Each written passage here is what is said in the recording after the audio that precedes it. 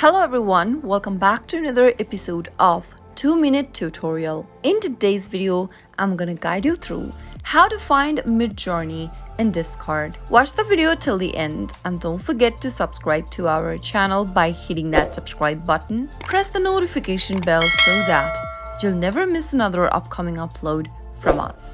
First, make sure that you've created a Discord account and also make sure to download the Discord application if you're using the mobile device. If not, you can also go ahead and open up a web browser and log into discord.com.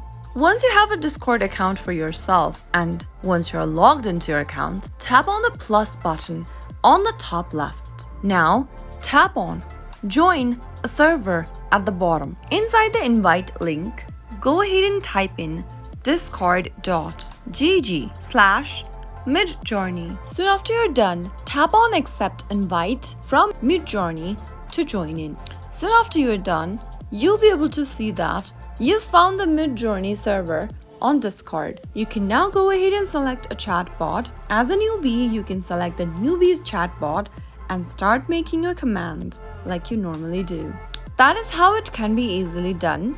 If the video was helpful to you, go ahead and give us a thumbs up. I'll soon be back with more videos like this. Thank you for watching.